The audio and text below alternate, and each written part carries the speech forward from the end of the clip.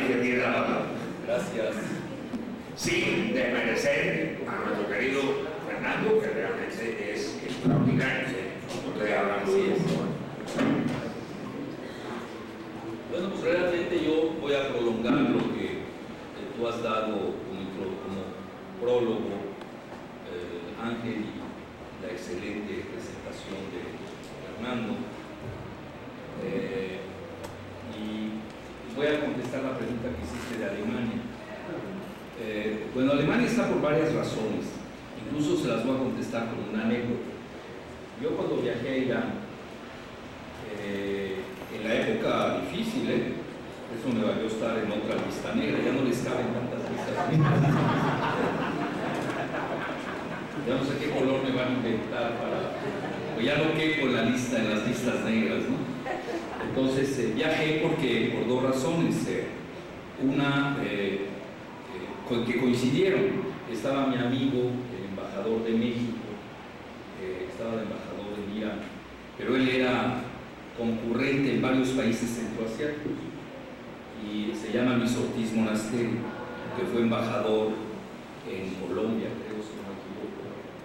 También creo que es uno de los primeros egresados del Colegio de México, cuando el Colegio de México era de México.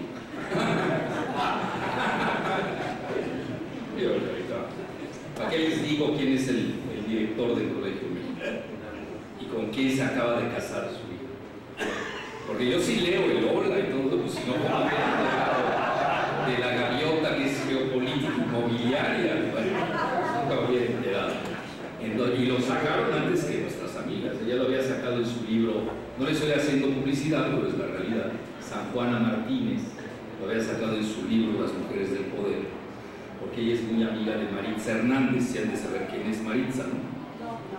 Pues la mamá del niño de Peña Nieto, de uno de tantos. Bueno, que ya vemos a las calcetas al revés, porque era el país al revés, no a las calcetas. Entonces, esa fue una razón. Entonces, que ir a visitar a mi amigo Luis, y yo quiero mucho, y aprovechando que está en un país maravilloso, cuna de civilizaciones. Aquí la ciudad de Persépolis es maravillosa. Shiraz, que es, bueno, muchos dicen que de ahí viene el vino, de marca Syrah, no sé, ahí hay una controversia, porque de ahí también, ustedes saben, estaba Omar Khayyam. Y yo les digo algo, yo desde que nací, en la casa se leía Los Rubaiyat de Omar Khayyam, que ahorita les voy a contar otra anécdota, porque yo quiero que les quede la cuestión cultural. Es decir, ¿qué es Irán? Irán es una cuna de civilizaciones, cosa que no tiene Estados Unidos, que es un país que pasó de la barbarie a la decadencia sin haber conocido la civilización, para citar nada menos que a Oscar Wilde. Entonces, por ejemplo, en eso me contó Luis, porque él conocía algunas cosas. Las mejores sesiones que se hacen en las casas son de poesía. Es decir, el idioma persa se presta a hacer grandes declamaciones, igual que Rusia. Es decir, el idioma ruso, entonces eso lo vas a saber mejor que yo, el idioma ruso se presta a la poesía. Un Evtuchenko llenaba un estadio de fútbol. No, aquí va un poeta, bueno, no va ni el que abre la puerta del estadio. Empezar, ni puede entrar. ¡Qué poesía! Imagínense, en un país. Si cerraron este teatrito Alicia, esa es la anticultura del neoliberalismo. Entonces, es un prodigio lo que reconoce, sus tapetes. Por ejemplo, hay un dicho iraní muy interesante: la vida se hace alrededor del tapete, o de la alfombra, la alfombra voladora, de la alfombra. Entonces, y es más, cuando ahí se decreta que alguien está muerto de hambre, dicen vendió su alfombra. Vean la cultura que importante es. Yo me daría hacer sus reuniones. Es más, las mujeres, porque es una yo diría, es una sociedad que no es que da hacia el exterior. Es decir, Occidente, nos gusta o no quiero ahorita criticar a la gaviota y a sus hijas que andaban en Hollywood, ¿no?, de compras, Rodeo Street, ¿no? Pero eso no se da en Irán. Como ustedes dicen, por ejemplo, van al Gran Bazar, que es una maravilla, y ven joyas, dicen, bueno, ¿a qué hora se las ponen? Se andan con su chador en la casa. Es decir, las mujeres lucen sus joyas en la casa.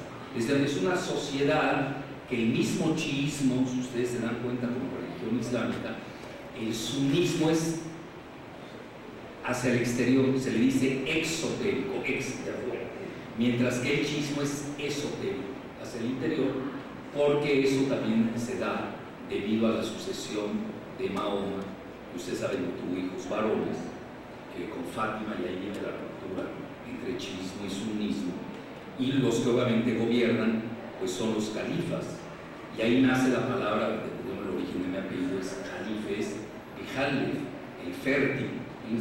Bueno, que no me lo pregunten. Quiere decir el fértil, y de ahí viene que los sucesores de Mahoma eran hombres, porque es una sociedad eminentemente patriarcal. Por eso la mujer, incluso en el Islam, es muy respetuoso, no tiene nada contra ninguna religión, menos contra los ateos, que son religiosamente creyentes en lo que ellos abogan. Por eso estas connotaciones que parecen así, que no tienen mucha importancia, cuando uno las denota, pues se da cuenta que hay gran diferencia, al menos en el aspecto sociológico, y la cuestión del chiismo, que siempre fueron los perseguidos. Entonces están viviendo ahora un momento único. Vean, a mí me tocó, por ejemplo, vivir en Líbano. Voy a contestar tu pregunta. Lo que pasa es que yo abro ventanas y luego me cerraron, redireccionaron. Eso se llama circunloquio. Sí. Fidel Castro es un maestro. Bueno, yo sin llegar a él, porque él sí es un gran orador. Y más en público. A mí una vez me invitó X a hablar en el Zócalo y dije, no, oye, me va a dar un infarto. A mí así, como casa, más de 100, 200. Voy a estar hablando de 1 millón en el Zócalo. Me da pánico ese, cosa que él siempre ha hecho, porque ya saben quién es. Entonces, que puede ser presidente además. La tercera es la vencida. Bueno, entonces a lo que quiero llegar es de que todas esas circunstancias, el chiismo, yo cuando vivía en Líbano, me acuerdo, más o menos en la época de los 60, la década de los 70, los chiitas en Líbano eran los desheredados. Era la religión maltratada. No tiene el poder de ahora, ¿no? Voy a llegar aquí a Hezbollah, incluso es más poderoso que el mismo ejército libanés, etc. Pero en ese momento eran los desheredados. Es decir, esto no viene de ayer, de antier, lleva tiempo cocinándose. Entonces, el ascenso del chiismo después del siglo VII pues ha sido tremendo. Obviamente había estado el Shah de Irán, pero un chiismo fake, como diríamos, falso. Porque el mismo Shah de Irán no era Shah, el hijo ahí un cosaco de quinta, de una gendarmería, y inventaron que era Shah, como aquí inventan que hay presidentes. Que me dijo, ¿tiene presidente? ¿Dónde está? Pues es otro tema. Y así pasó con el Shah, nada más que al Shah de Irán, Estados Unidos le servía, ya lo dijeron muy bien, era el gendarme. Y ahí viene una cosa interesante, no me he olvidado de Alemania. ¿Cómo empieza el proyecto nuclear de Irán? Eso nadie lo dice.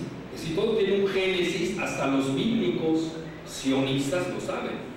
Todo tiene un génesis, también tiene su apocalipsis, es que se da. Estados Unidos, en ese momento, como Irán pertenecía al CENTCO, CENTCO era los grandes que estamos regresando paradójicamente de nueva cuesta de Irán. Era el bloque muy importante de países islámicos, no árabes, curiosamente, eran Turquía, Irán y Pakistán. Tú lo recordarás, Ángel Zapaz. Entonces eso es muy interesante, porque hoy estamos viendo, ya de entrada les digo, se está dando un giro espectacular en la cartografía, que de nueva cuenta los norteños del Gran Medio Oriente se están reapoderando de él, que lo habían perdido porque Arabia Saudita era la máxima potencia petrolera, y así es así, esa es la realidad. Entonces hoy ya Arabia Saudita está en problemas, ellos mismos han metido en problemas. Yo me llevo muy bien con ellos, son amigos, pero soy más amigo de la desorden y cosas, pues que ni en mi casa pues, para acabar. Entonces, lo cual no quiere decir que me silencia, ni en la casa, obviamente. Entonces, en ese momento, Estados Unidos, que estaba en Guerra Fría con la Unión Soviética, a través de Alemania, les venden la primera planta nuclear civil, con el proyecto de crear una bomba, un proyecto nuclear bélico, sí, en la frontera de la Unión Soviética, que es todavía el Mar Caspio. Esa parte se olvida. Entonces ahí tienes un factor de por qué Alemania tiene que, porque vas a tener que devolver todo el dinero que se llevó de ese reactor nuclear, que en el momento que se da la revolución jovenista, pues la abandona. Esa es una. Segunda, en una ocasión, cuando precisamente, bueno, cuando volé, me falta la otra parte, la imagen en el espejo de mi amigo Luis, el embajador, pues me había invitado el presidente de Irán directamente a Ahmadinejad. Yo era muy amigo del embajador de Irán en México, que luego Calderón casi prácticamente pide que lo expulsen. Y bajaron el nivel de la embajada pues a un nivel pues, secundario. Realmente fue una expulsión. David era la, a un nivel. Sí, pero Calderón era un pobre gato gringo, ¿no? Ya después de haber leído lo que Hillary le ordenó hacer la reforma democrática, ni siquiera tienen el talento de hacer reformas propias. Es decir, les ordenan. Esto es igual que a Peña y a Videgaray, abiertamente.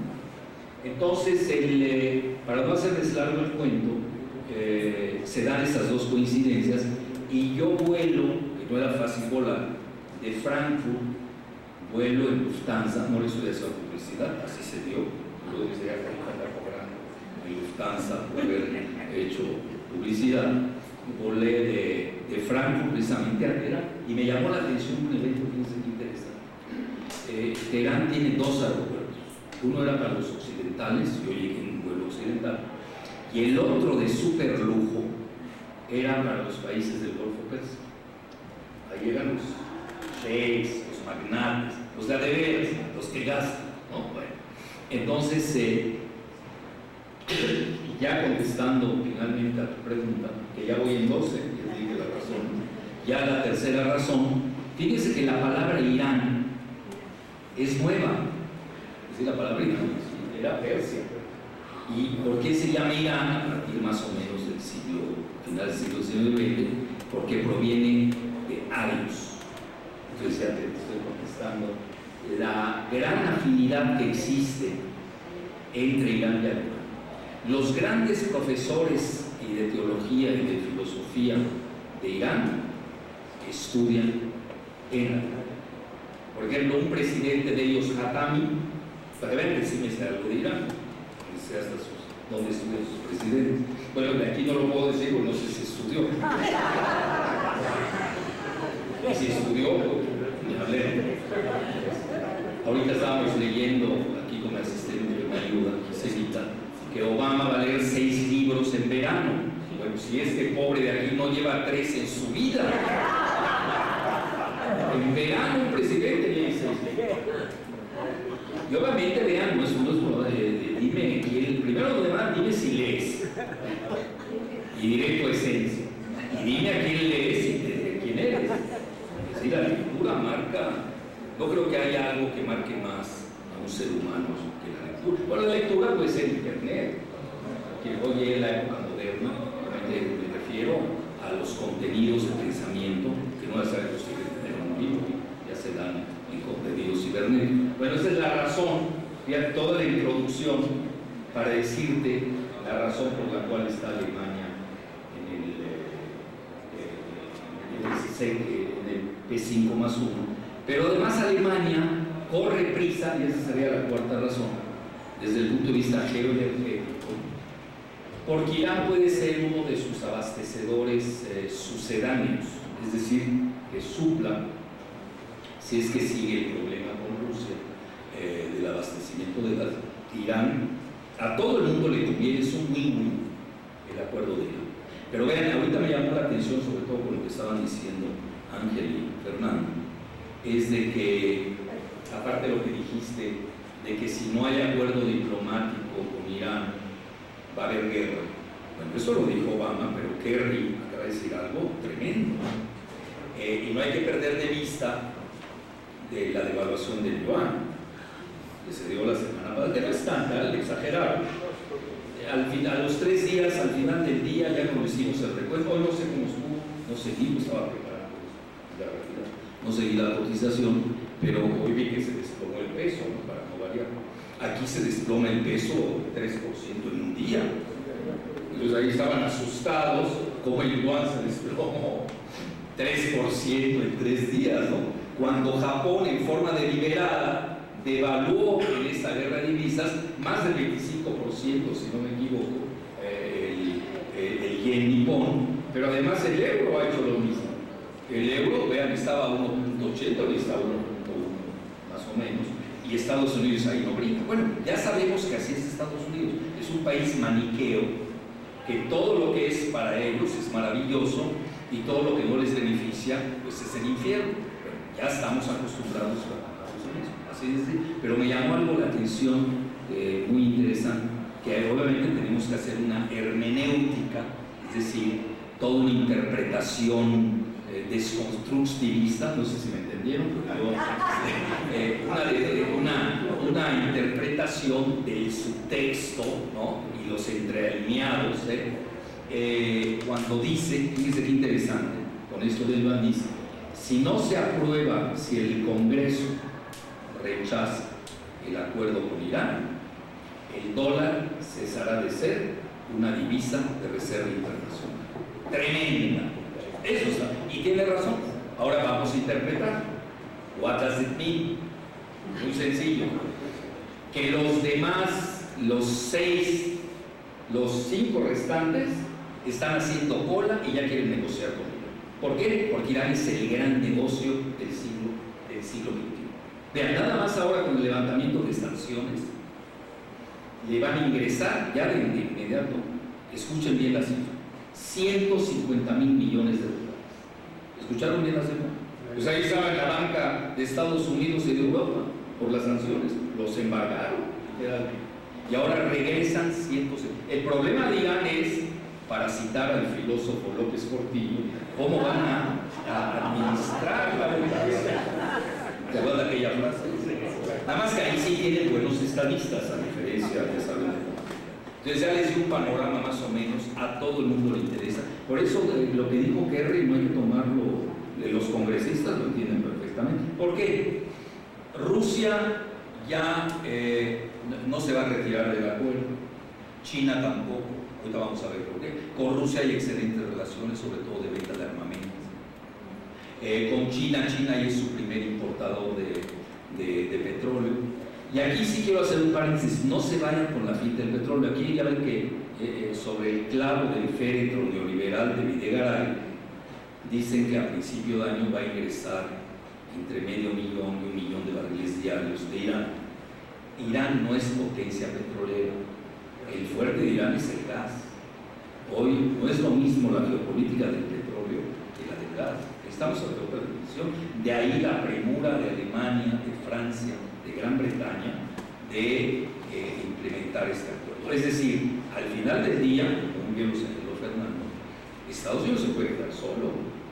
Sí, porque ya van a decir los europeos, oye, te sigo en lo de Ucrania, te sigo en lo de Siria, te sigo en lo de Libia, te sigo en lo de México. Bueno, ya con lo de Irán ya no. Y ya lo saben perfectamente que ese yo creo que ya es la línea roja para los europeos. Esa es mi opinión, sumado de Rusia y de China, que obviamente no van a seguir a Estados Unidos. Bueno, entonces ya dicho esto, vean, yo recuerdo en esa ocasión vislumbra un escenario, en que puede que China, Rusia, más la Unión Europea, continúen adelante con Irán al margen de los Estados Unidos. Mira, te voy a dar 2 ejemplos de lo que yo creo que el mejor ejemplo, y eso lo sabe muy bien Fernando, y obviamente tú, nada más porque él es banquero, ¿no? No tenemos ese efecto que nosotros tenemos y que él tiene como virtud. el Banco de Infraestructura e Inversiones de China. Los primeros que dejaron Estados Unidos fueron los británicos. Los británicos, Great Britain, United Kingdom, ya dicho. Los primeros. Es decir, todo lo que él dijo, por eso desde el contexto, desde Estados Unidos es una burbuja. Ahorita le va a ir muy bien al superdólar, muy bien. 2, 3 años, vamos a ver quién llega a la presidencia de Estados Unidos, ahí cambia mucho. Si llega Jeb Bush, que es lo que está rezando Salinas y Electrones, ¿no? Lo que están rezando, pues obviamente regresa a la política petrolera. Sin eso no hay que ser genios. Ustedes saben que los demócratas son más de farmacéuticas, de otro tipo de negocios. Ellos saben dividir muy bien sus ciclos de negocios. Entonces aquí hay una cosa fundamental que yo quería exponer.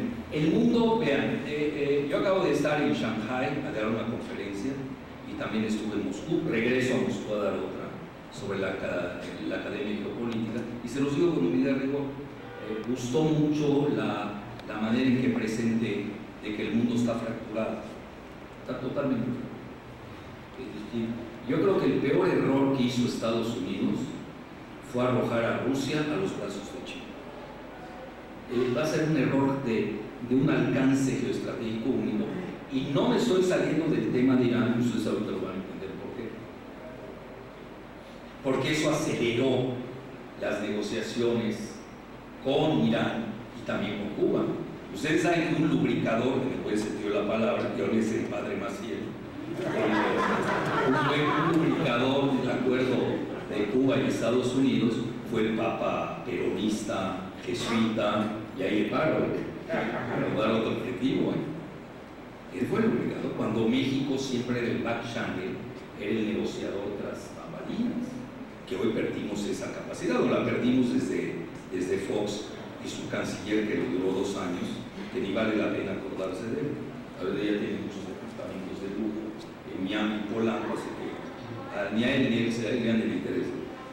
Su apellido, su materno es Lugo, ya para que tuvieras un poco estupefacto, bueno, que le prestaba su departamento en calle Gamillero, el Bester Gordillo, para ser más precisos, de sus grandes logros diplomáticos. Bueno, entonces, dicho esto, estando en un lugar, yo ya me meto de lleno al tema. Es que había que darle parafernalia, había que darle un poco de... Y para que me hace preguntas indiscretas, mi amigo Fernando, sobre Alemania. Me acuerdo cuando estaba yo en Teherán,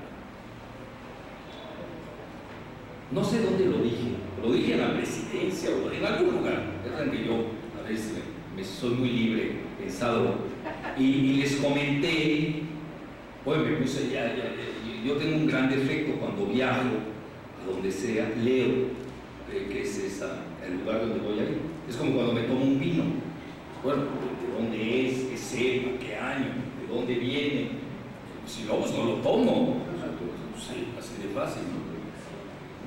Y si hay tan buenos vinos y baratos, hay que saber seleccionarlos. Entonces, para no hacerles más largo el cuento, les comenté que yo entendía por qué Irán era Irán y por qué un iraní es congénitamente nace geopolítico. Y ahorita lo van a ver. Porque me pongo a hacer el número de fronteras. Tienen 16 fronteras. Nosotros no podemos con 3, con 4 si sumamos a Cuba, ¿no? Es nuestra frontera marítima. Creo que con Belice todavía no nombramos embajador. Tardamos con Estados Unidos 1 año. Con Belice van a tardar hasta que se vaya Peña, creo. Para que vean ustedes el desastre de la Cancillería mexicana, que era una maravilla. Por ejemplo, Luis, mi amigo Luis, viene de la escuela diplomática de primera de México. Si nosotros teníamos diplomáticos, y hoy ponen a puro improvisado, bueno, ¿de qué se quejan? Es que creen que la diplomacia es cuando traes allá a cualquier persona y lo colocas a mano. No, tiene su ritmo. La diplomacia tiene su ritmo. No es un militar, no es un presidente, no es un hacendado, no es Rosario Robles. Bueno, pues que es. La diplomacia tiene sus términos, mide los tiempos, sabe hasta dónde negociar, cuándo ceder, cuándo no ceder. Y vean, tenemos que ver, por ejemplo, los iraníes tienen extraordinarios diplomáticos. Este Zarif, bueno, es un genio. Saben jugar, juegan al ajedrez, saben cuándo mover las fichas, cuándo se van de vacaciones, cuándo regresan. Es un arte la diplomacia. Es decir, eso no se puede involucrar. Entonces, si nos ponen a una bola de barbajanes en la Cancillería mexicana, pues no tenemos diplomacia. Esa es la triste realidad. Pero no podemos decir que no la tuvimos. A mí, por ejemplo, me tocó, todavía yo era novato, me lo encontré, fíjense, si no mal recuerdo, en Helsinki. Fue en algún país escandinavo, creo que fue Helsinki. Pues nada menos que a don Alfonso García Robles. Ustedes salgan a la calle, pregúntale a cualquier. No, aquí no lo voy a hacer la pregunta porque todos lo saben. Salgan a la calle y pregunten quién es Alfonso García Robles. A ver si lo sabe la gente. ¿Y si saben quién es Adal Ramones? Es la cultura de Televisa, el entertainment, que no tiene nada de cultura. Entonces, yo creo que esa manera, no estamos jugando el cambio de la cartografía del nuevo Gran Medio Oriente, como así le puse. Porque el Gran Medio Oriente es muy interesante, a mí me gusta, para que vean que no siempre atacamos a Israel, nada más hacia ciegas. Criticamos cuando comete atrocidades y se vuelve un estado apartheid, racista, que odia a la humanidad, eso lo criticamos. Pero hay una definición que a mi juicio ha sido la mejor del Gran Medio Oriente que da Ariel Sharon antes de que entrara en estado de coma, cuando se enteró que su hijo había hecho una serie de tranzas inmobiliarias. Prefirió que lo hospitalicen antes de que lo juzguen. Entonces él manejaba que el Gran Medio Oriente es una línea, porque a él le interesaba desde el punto de vista de la profundidad geoestratégica de Israel esa definición, que va de Marruecos, otros dirían Mauritania, no nos vamos a pelear, en línea horizontal hasta Cachemira y en línea vertical desde el Cáucaso hasta el Cuerno de África, le hace Yemen, Somalia, Kenia. Es interesante definición. Los israelíes se manejan así. Entonces, un país como Irán que regresa con las 5 grandes potencias permanentes, la palabra P viene de permanente, y que además negocia con Alemania, estamos hablando, ese es el Olimpo, que Israel esté en contra o a favor. Yo ahí veo mucho bluff, digo muchas cosas a los israelíes, no se las creo. Todo lo de Netanyahu, yo les voy a dar mi lectura medio oriental, no voy a pensar como, yo tengo la doble nacionalidad, voy a pensar como medio oriental, no voy a pensar como occidental. Yo creo que Israel está vendiendo caro su reconocimiento. Sí, pues el aislado es el perdedor. Entonces, ¿cómo reingresas? Y ahí les voy a dar un dato. Porque estando en Irán, solamente fui, visité, etc. Pues hay una comunidad. Es que yo la palabra judío ya no la uso porque ni la entiendo, no sé qué quiera decir. Ni ellos la entienden, ellos menos la entienden. Voy a poner israelí, ¿no? Para no meterme en problema. Pero la palabra judío no la entiendo, no sé si es religión, es teología, es política, es raza. ¿Para qué nos realmente es una religión? Sí. No sé qué cosa. No, pero los házaros, los conversos, ¿qué haces con ellos? Son la mayoría. El partido Likud y el sionismo lo hacen los házaros, con J-A-Z-A-R-O-S. Es una, lo digo históricamente, este libro de Shlomo Sand, el mito del pueblo judío. Por eso yo no me meto, porque no lo entiendo. Yo leo diario el Haaretz, es por obligación, no por gusto. Yo nunca he leído.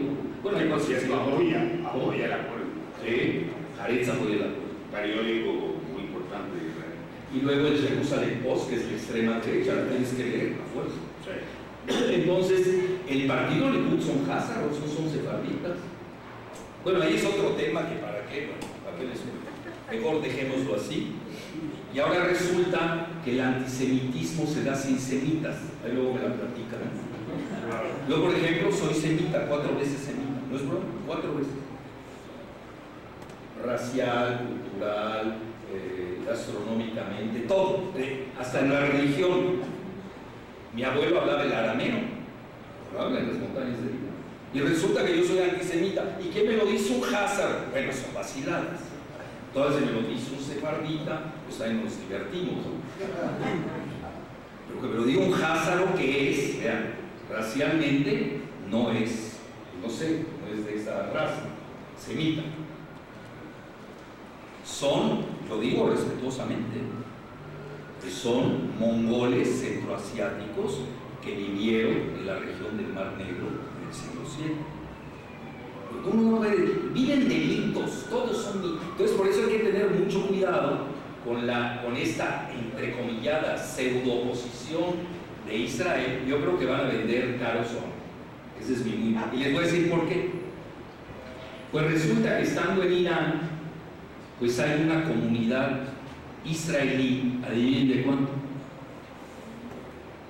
25,000. Estamos hablando casi la mitad de la que hay en México.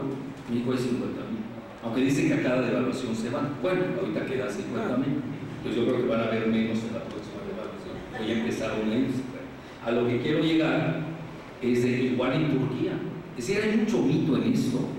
En Estambul, que es una sinagoga y una comunidad muy importante, y están asimilados hasta donde me quedé, de 25,000, igual en Estambul, pero en Irán, y es muy poderosa esta comunidad. Bueno, para que vean que sí, que obviamente hay vasos de comunicación, pero eso no existe. El que no es medio oriental, yo creo que le cuesta dificultad de entender. Bueno, los congresistas de Estados Unidos, que son maniqueos y lineales, bueno, han de jugar con ellos o se les da la gana. Pues dicho eso, ya vamos a la primera, que ya creo que la parafernalia fue mayor a la. Giselita, sálvame la vida. A ver. Bueno, entonces les decía las 16 fronteras. Tienen ustedes para empezar las 6 petromonarquías las 6 petromonarquías. Bueno, te lo dejo mejor a tu encargo. Las 6, a ver si le hacen ahí un huequito. Las 6 petromonarquías del Golfo Pérsico, que ya saben quiénes son: Arabia Saudita, Kuwait, Bahrein, los Emiratos Árabes Unidos. ¿Qué pasó? Así es. Vean aquí, esta es la región del Golfo Pérsico. También tienen a Omán y tienen a los Emiratos Árabes Unidos. Son 6 petromonarquías árabes que son frontera en el Golfo Pérsico con Irán. Luego tienen ustedes a nivel terrestre, empiecen a contar, que van 6. Pakistán, que es un poder sunita, es el único país islámico sunita que tiene bombas nucleares. Que Estados Unidos no dice nada porque son sus aliados. Pakistán tiene alrededor de 100 bombas nucleares, tiene más que la India. Y ahí viene lo interesante: el 20% de la población de Pakistán son chiíes, que obviamente tienen una gran relación con Irán. Se van a Afganistán, bueno, y a Afganistán siempre la han destruido, ¿no? Es el México de Asia Central, se la pasan destruyendo. Y el 15% son chiíes. Entonces vean la relevancia de estas fronteras. Luego, a nivel terrestre seguimos, vean, tenemos a Irak, tenemos Turquía, Armenia, Azerbaiyán. Sigan contando. Y luego el Mar Caspio, que ahorita lo vamos a ver, tiene a Rusia, que todavía no se reparte bien. Es una de las grandes reservas de petróleo y de gas del Caribe, el Mar Caspio, de ese tamaño. Muchos manejan que puede ser la tercera, la segunda. La primera, ya se sabe, a nivel de mares, es el Golfo de México. Es lo que regalaron Videgaray y Peña, en ese orden. Yo, para que sepan por lo menos que regalamos, pero ya sabemos que andamos regalando. La siguiente, por favor. Bueno, vean, eso es muy interesante. Se parece tanto a México en la cuestión poblacional. Vean la cuestión demográfica. La mitad de sus habitantes tienen menos de 25 años. Esto jugó mucho en el acuerdo, que a ellos les interesa. Por eso es win-win. Ok, ya no sigues con el acuerdo nuclear hasta 15 años. Y ahorita voy a explicar un poco en qué consiste eso. Pero me levantas las sanciones. ¿Por qué? Porque a Irán interesa, tienen un gran desempleo, sí le pegaron las sanciones, bien, lo dijo Fernando. Entonces, oigan, hay que darle empleo a esos jóvenes. En México, imagínense cómo está el panorama, es el anti-Irán. Aquí la mitad del país tiene menos de 25 años, se nos olvida.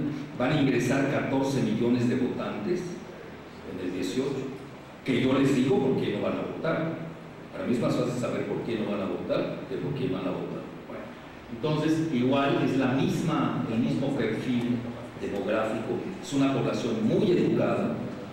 Yo recuerdo en una ocasión hablé con el viceministro de Ciencia y Tecnología de Irán, y vean, cuando una población tiene carácter, es una población de carácter, que además nunca han sido invadidos, en toda su historia nunca han podido ser. Una vez se atrevió Alejandro el Magno y así le fue, el máximo conquistador de Occidente. Ni siquiera Obama ni Bush, Alejandro el Magno, nada de cuenta. El máximo, ¿sí está considerado? Entonces, le pregunté y me comentó que a ellos les había hecho bien las sanciones. Sí, hasta cierto punto. Porque se habían dedicado a la educación, a la investigación y el desarrollo. Ellos hacen sus submarinos, tienen un proyecto nuclear, ustedes saben, para entrar el Pacífico, eso es importante, para entrar un proyecto nuclear, eso cualquiera, hay que tener un mínimo de tecnología. Bueno, y luego tiene un área un poco cercana a la de México, nosotros tenemos 2 millones, ellos tienen 1 millón casi 700,000 kilómetros, una población de 81 millones, con nosotros andamos a 120 y pico, y vean, eso es lo importante. Vean esas dos, súmenle, estamos hablando casi la mitad, y el otro, la otra casi mitad, entre 25 y 54. Es una población netamente. Bueno, ya tienen ustedes, ya les dije, este es el Consejo de Cooperación del Golfo, son 6, ya la vimos, etc.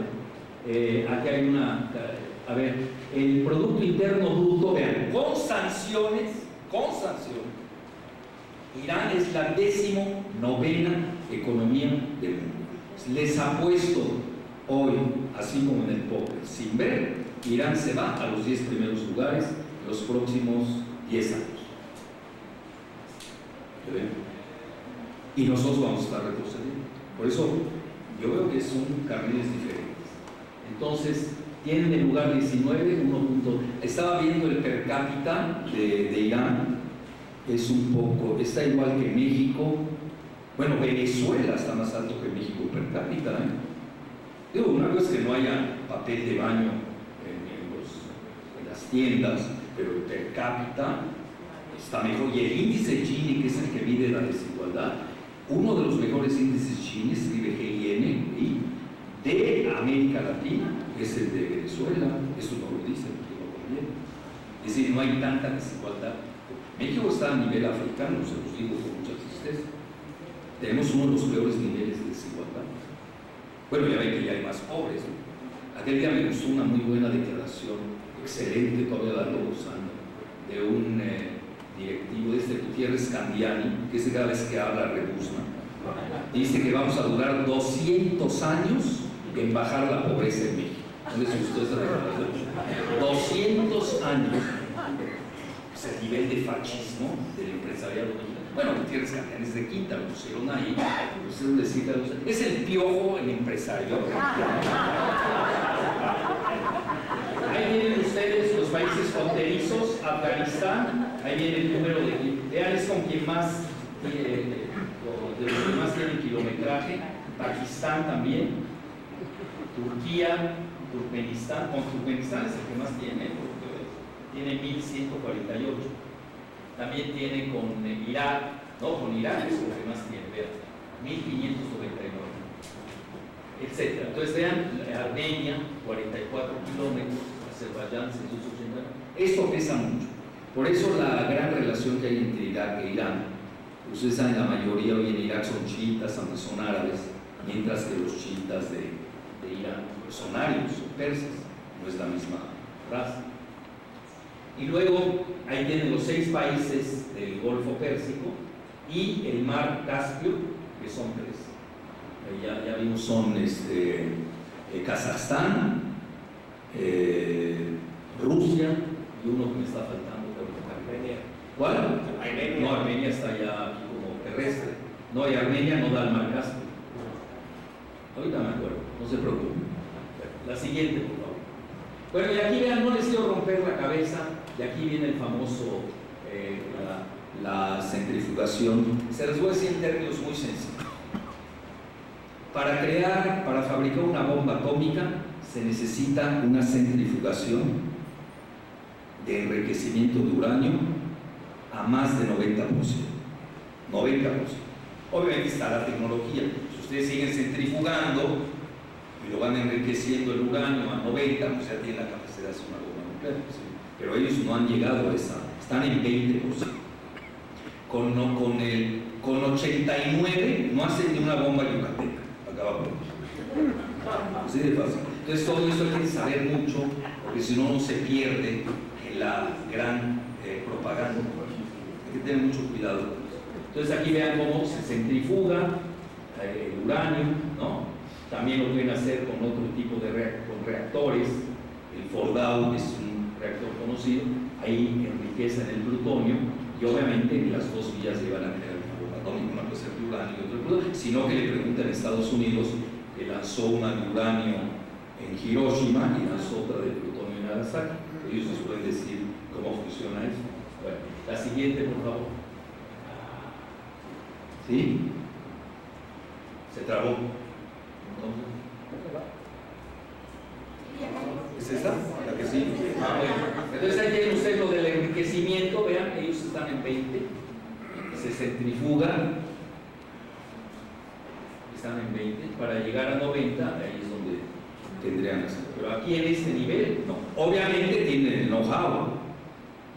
Y ellos han sabido que ellos hubieran querido, no sé si los hubieran dejado, pero obviamente en esto de la Agencia Internacional de Energía Atómica, pues hay juegos dobles. También hay que decirlo, ya yo me llevo muy bien con los rusos y todo, pero a Rusia no le conviene tampoco una potencia nuclear en el mar Caspio. Eso también no hay que perderlo de vista. Por eso los rusos querían también el acuerdo. Es decir, llegó un momento en el que a todo el mundo le convenía el acuerdo. Por eso se dio, si no, nunca se hubiera dado. Al que no le convenía era Israel, porque apostó todo en contra. Pero yo insisto, hay que conocer el bluff israelí. Yo creo que es para maximizar. ¿No? Ni van a bombardear, es tan sencillo a bombardear. Hay que ser muy cuidadosos con la propaganda. La siguiente, por favor. Pero es igual con el plutonio, está en un reactor, ya saben, de ahí pasa el uranio, lo meten a una radiación, lo hacen plutonio y eso les hace una bomba. La siguiente. Bueno, ahí está. Este es el camino. El tiempo va a ser de 15 años. Es decir, en 15 años, quizás hasta en 10, Irán puede decir, yo ya con toda la inspección de la Agencia Internacional de Energía Atómica, porque ellos sí firmaron el Tratado de No Proliferación. En la primera parte también el protocolo, firmaron los dos, y ahí viene la parte interesante. Vean, lo digo respetuosamente, aquí no tengo nada contra los otros que tienen bombas nucleares. Incluso les voy a contar una anécdota, porque yo estoy metido mucho en este tema de la prevención de la guerra nuclear desde 1985, no es un tema al que acabo de llegar. Cuando leí en el periódico se pusieron de acuerdo Irán y Estados Unidos, llevo años en esto, con una agrupación muy importante. Entonces, aquí lo que hay que ver es de que India tiene 90 bombas nucleares, pero no ha firmado el Tratado de No Proliferación, y Estados Unidos no le dice nada, y Rusia y China tampoco. Pues no, pues son los BRICS. Aquí pesan mucho los juegos de poder y los niveles de poder. Esa es una. Otra, Pakistán, ya lo vimos, ¿no? Pakistán tiene bombas nucleares, tiene excelentes relaciones con China, con Estados Unidos, nadie le dice nada. Norcorea es el loose cannon, como se diría en inglés, es un cañón suelto, pero ya tiene 6 bombas nucleares. Ya lo sé. Vean, yo recuerdo, se los digo con unidad de rigor, cuando habían corrido a patadas al amigo de Castañeda Guzmán, Castañeda Guzmán, lo habían corrido de la Cancillería. Ya no lo aguantaban ni en Estados Unidos, y eso que les gato de ellos. Le pusieron a Derbez, que a mi juicio es un gran papel, y no porque me invitaba a sus reuniones, a mí que tenía mucha deferencia, lo que reconocen, y vean qué diferencia me tuvo. En una ocasión vino el premio Nobel, que es un egipcio, que era el que manejaba la Agencia Internacional de Energía Atómica, se llama, no me acuerdo, Mohamed El Baradei, y su segunda de a bordo es una mexicana, que pertenece a un grupo importante antinuclear que formó Bertrand Russell. ¿Cómo se llama este grupo? Ahorita me voy a acordar. Bueno, ya tengo 2 fallas de memoria ahorita, ya me estoy preocupando. Y luego nos invitó a comer. Yo estaba ahí, el Baradei, mi amiga, que es de física de la UNAM, y obviamente Derbez, que ahorita es rector de la Universidad de las Américas, y un servidor. Y ahí pues yo abordé al Baradei, y ahí él nos contó que en ese momento, y estamos como estaba Derbez, que será hace 2 sexenios, sí, fue la última etapa de Fox. ¿A poco tuvo primera etapa? Ahora sí que después del come y te vas, se acabó todo. Está hablando de Marta, ¿no? Ah, sale. Entonces, y él ahí nos comentó que Norcorea tenía 6 bombas nucleares. Bueno, pues si alguien sabe ser, pues él está en eso, ¿no? Y a mí me pidió que no lo publicara. ¿Ya ven por qué me quieren tanto?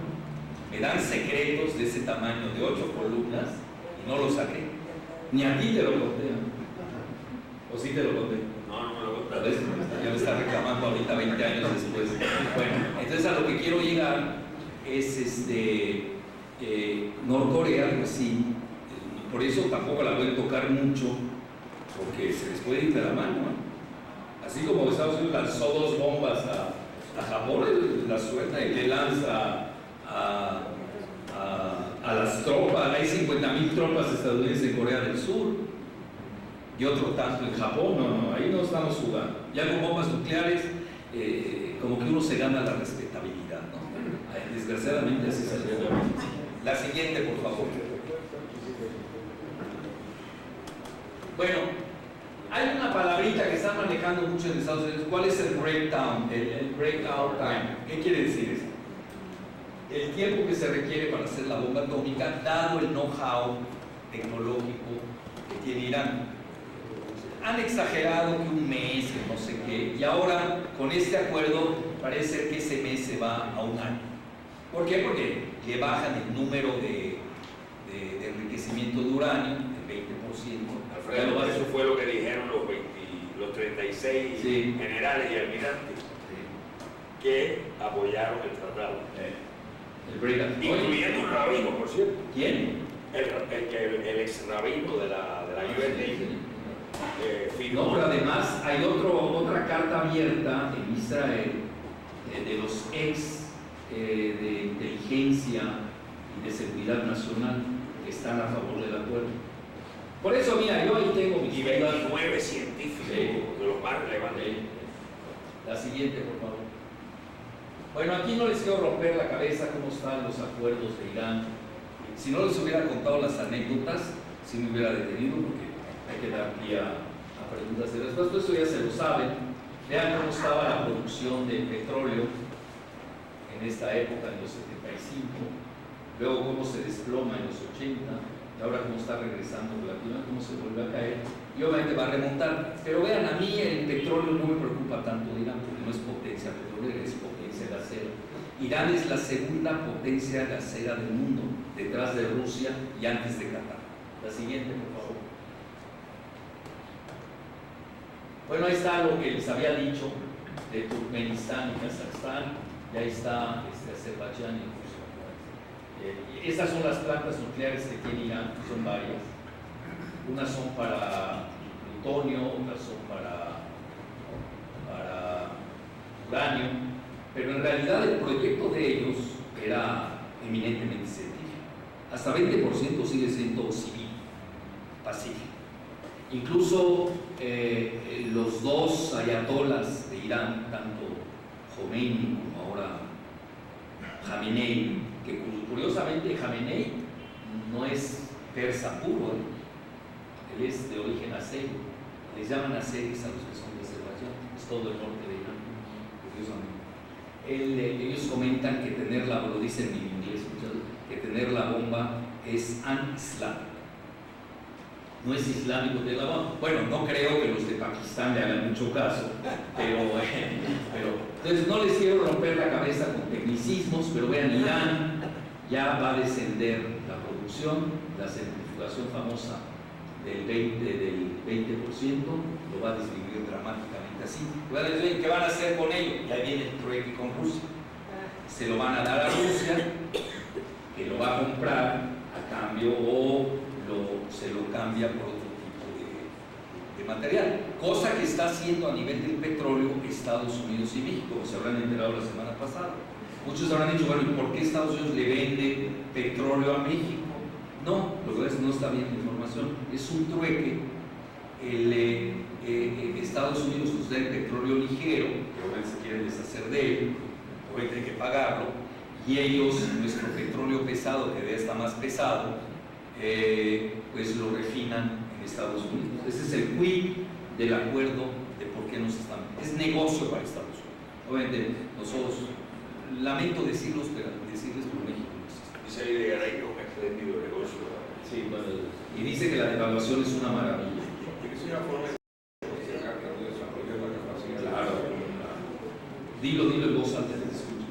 Que es una manera de postergar el desarrollo de la capacidad propia de refinación. Estados Unidos no la ha refinado y se lleva el crudo que asegura que México no desarrolle esa capacidad.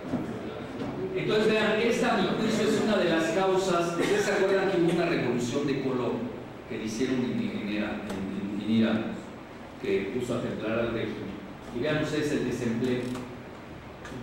Eso los tiene favorecidos. ¿Tienen razón? Bueno, aquí no los tienen favorecidos, ni se preocupan, pero en Irán sí están preocupados, porque esto puede llevar a un cambio de régimen. Eso es una de las causales de por qué a ellos también les convenía el acuerdo.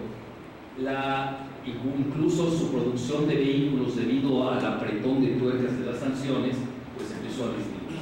Yo me acuerdo cuando llegué a Irán, pues veía carros japoneses, franceses, alemanes, pero ellos tipo México, ¿no? Ellos los maquilaban, etc. Y la producción no ha bajado tanto de petróleo, ¿eh? A mí me llama la atención, esto lo saqué del The Economist, pero no le hacen mucho caso al gas, por lo que estoy viendo. ¿Y aquí qué hay acá? Bueno, y vean la devaluación del real, no, la lira, ¿no? Y real, vean, la devaluación fue atroz, vean.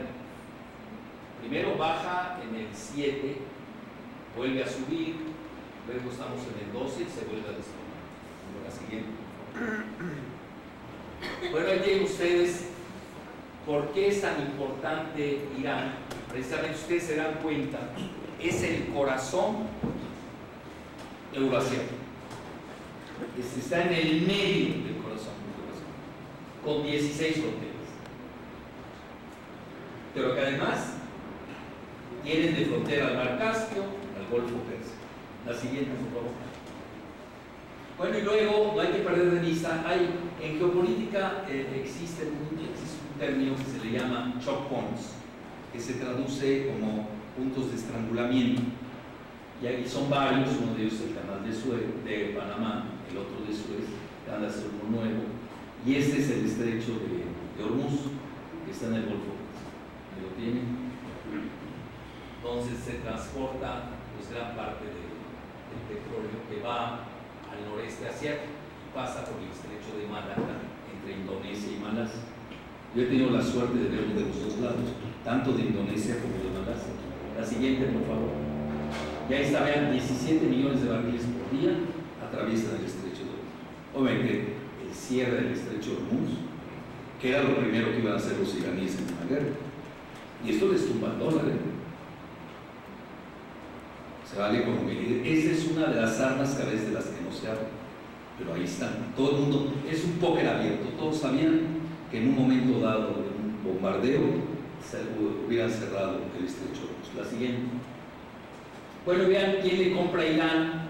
La mayor, esto es al 11, habría que actualizarlo.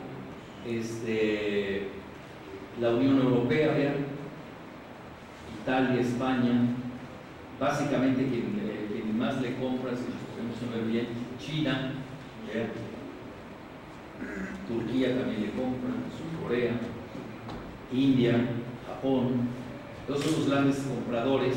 Del 2.26 que exportan son los que le compran. El mayor es China, sin duda alguna. Luego, a ver, ayúdenme, piensen, yo creo que Japón.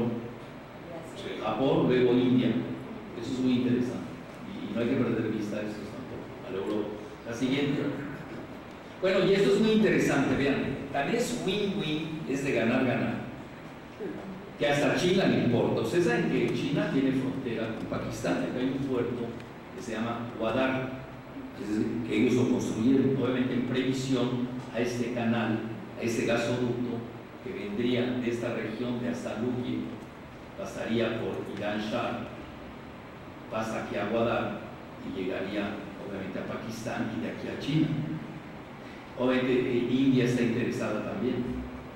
Acuérdense que India y China son importadores de petróleo y de gas. Entonces, todos están felices. Entonces, bueno, leían la prensa de Pakistán feliz. La de India fascinada. Los chinos ni hablan. Ellos ya jugaron su carta. La siguiente. Bueno, y luego, obviamente, tiene problemas Irán. Ustedes saben que está la región de Kurdistán, el norte de Irán. Y ellos temen, igual que lo teme Turquía, la siguiente, que se desparrame el asunto de Kurdistán a una parte de Irán, que sería esta. El que más peligra, sin duda, es el norte de Irán. Hay parte de Siria, que está también, y una gran parte de Turquía. También tiene sus problemas. Pero aquí esta región de Kirkuk, sobre todo, aquí hay mucho petróleo en la zona norte de Irán, pero más petróleo que gas, eso es interesante. La siguiente. Bueno, y la influencia de Irán, siendo un país, vean, yo lo recuerdo perfecto, cuando viví en Líbano, más de 15 años, pues no tenía tanta influencia de Irán en el Líbano. Ahora ya la tiene, porque el Líbano hoy, pues la mayoría comunitaria son los chiitas, está con Hezbollah, ellos le ayudan, pero también tiene presencia en Siria, gracias a una secta que se llama los alawitas, que es el 15% de la población. Y no hay que perder de vista que aquí Rusia tiene un puerto, que se llama Tartus. Entonces, aquí no podemos deslindar la parte de Crimea, que retorna a la cuna rusa, sin perder de vista que esto atraviesa, y aquí obviamente están en el mar Mediterráneo. La siguiente, bueno, y además, perdón, no la anterior, aquí tienen también en Yemen, donde el 40% son hutis, así se les llama a los chiitas ahí. Parece ser, hoy les paso la última jugada, hoy la leí en la mañana, me la envió mi amigo Thierry Meissan, de Rezo Voltaire, dice que va a haber un trueque de Yemen por Siria. Pero eso es lo que él piensa. Por eso somos amigos, pensamos diferente, pensáramos igual, imagínense, que flojera. Entonces, que aquí pueden dar, porque Arabia Saudita tiene miedo a la frontera de Yemen y no tienen ellos frontera con Siria. Y a Irán le interesa mucho la conexión con los chiitas del sur de Irak, y obviamente con el Líbano y con la parte alawita y el mar Mediterráneo de Siria. ¿Por qué? Porque así tendría Irán su salida al mar Mediterráneo. Y si todo el mundo piensa en términos estratégicos, menos, ya saben, los gobiernos los liberales de aquí, saben qué quiere decir geoestratégicos, cómo van a pensar, pero bueno, no piensan. Y segundo, ni saben qué es geoestratégico. ¿Cómo sueltas el Golfo de México, por favor? Que nadie lo está diciendo. Obama va a pasar a la historia habiéndose llevado el triunfo del Golfo de México. Nadie le está dando el crédito. Yo se lo acabo de contar a mi amigo Badra Kumar, que escribe en Asia Times, es un gran geopolitólogo. Tú estabas ahí, Giselle. Es un gran geopolitólogo indio, pero es hindú también, porque es de religión hindú. Cuando le comenté lo del Golfo de México, no daba crédito. Dice, es que no sale eso en los medios. Bueno, por eso te lo estoy contando, cuando lo escribas, ya lo escribí, por cierto. Y ya ven en India el gran triunfo geopolítico en silencio que se llevó a Obama. Entonces, bueno, ya no se depriman, por favor, véanse. Ya habló Andrés Manuel de la segunda nacionalización, esa se la fusiló, ya sabes de quién, bueno, etcétera. La tercera es la vencida, también ya sabes de quién se la fusiló, etcétera. Ya le voy a empezar a cobrar copyright. Entonces se habla mucho de eso. Yo realmente no estoy tan seguro. Kerry vive ahí, vive en Damasco, es francés, tiene nexos muy fuertes con Rusia, con Irán, con Francia. Pues yo no, yo soy un pobre lector de internet y doy clases en la UNAM, profesor emplumado de posgrado, ya no doy para tanto, pero también soy creativo, ¿sabes? Creo que por eso soy más audaz. Entonces la cuestión, yo creo que va a haber un trueque de Ucrania por Siria. Yo así la veo. Es decir, los rusos van a ceder un poco, porque viene una nueva cartografía. Vean, yo les sugiero que cuando lean ya cosas del Medio Oriente, olvídense del año pasado. Hay que pensar a partir de este año. Es otro mundo. Vean, por ejemplo, acaba de ir a visitar el hijo del rey de Arabia Saudita, Mohammed bin Sultán, acaba de ir a visitar a Vladimir Putin y van a hacer negocios, van a comprar armas, van a hacer inversiones. Ustedes saben, es una ruptura brutal con Estados Unidos, se dice Francia. Pero los rusos son hábiles, conocen bien el Medio Oriente, no son maniqueos. Ellos tienen la capacidad de tener buenas relaciones con Siria, con Irán, con Arabia Saudita, con Turquía, y con Israel más que nadie, eso no hay que perder de vista. El 25% de los israelíes que son de origen házaro hablan ruso. Ustedes llegan a Tel Aviv y oyen quizás hablar más ruso, bueno, sin duda que árabe, sin duda. Ahora que se cayó el rublo, le pegó a la bolsa de Tel Aviv, etc. El canciller lo saca borracho en un antro de Moscú. Pero el anterior, el de Moldova, sí. Lieberman, Sí. pero ya se peleó con Netanyahu.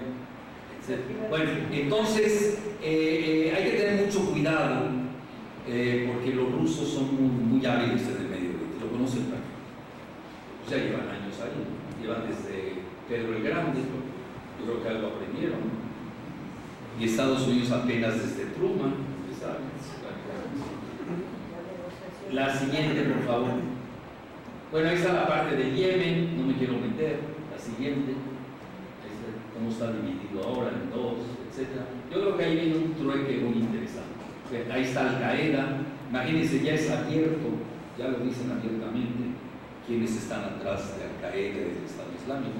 Abiertamente lo dice el Pentágono, que ellos estuvieron detrás de su creación. Entonces, ¿para qué nos pasamos desmintiendo? La siguiente. Y ahí viene la parte interesante de Arabia Saudita. Vean, yo siempre partí, yo creo que para que Estados Unidos haya soltado a Arabia Saudita, que además ahorita, vean, si ustedes se dan cuenta, es muy interesante eso. Yo creo que los británicos, más que nadie, y sobre todo también Estados Unidos, van a soltar a Arabia Saudita. Esa es mi hipótesis de trabajo. Como que prefieren tener a Irán de aliado más que a Arabia Saudita. Quizás estemos en esa fase. Totalmente. Tú tienes razón. Pero además, por una razón, vean qué situación más interesante. Arabia Saudita tiene 20 millones de habitantes, más o menos, 25, exageramos. Mide lo que México, un poco más que México, 2 millones y pico de kilómetros. Pero si ustedes se dan cuenta, ahora sí que Alá ha querido que donde está la región petrolera ahí exista el 20% de chiitas de todo el país. Qué increíble, ¿no? Bahrein, por ejemplo, que lo invadió Arabia Saudita militarmente, la mayoría son chiitas. Entonces la carta chiita es muy importante. Y ello en Irán juega con el tiempo. Pero yo me iría más allá. Yo estoy viendo las reservas de divisas que tiene Arabia Saudita. Son una de las mayores reservas de divisas del mundo. Imagínense ustedes una balcanización. Pues ¿quién se quedaría con esas reservas de divisas? O se los voy a decir al revés, no se las devuelven.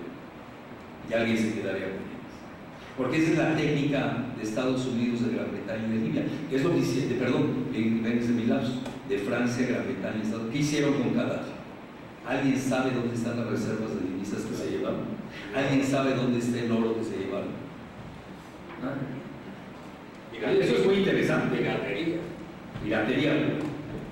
Entonces, igual va a pasar. Es decir, esas reservas de divisas que están entre las 5 primeras del mundo pueden acabar pueden no ser devueltas. Obviamente, y a cambio de eso les das a los iraníes esos 150.000 millones de dólares que les debían. La siguiente, por favor.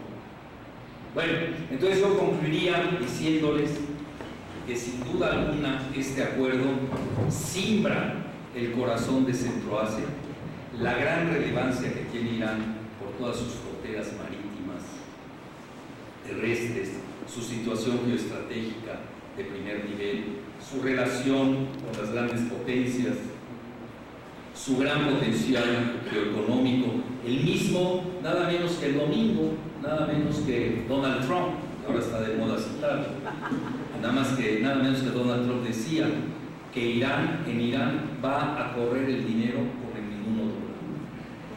Ya está viendo la perspectiva de los grandes negocios, están haciendo cola todos los países europeos, los chinos están ahí está India, etc. Y México estaba a punto de romper relaciones con ellos. Para que vean ustedes la disfuncionalidad de una diplomacia. Cuando yo recuerdo a mi amigo Luis, él fue, ustedes seguramente fueron a ver esta maravillosa exposición que hicieron en el Museo de Antropología, que era sobre la civilización iraní. Ellos obviamente juegan a eso, es decir, Irán no es nada más gas, no es nada más petróleo, es una civilización. Muchas gracias.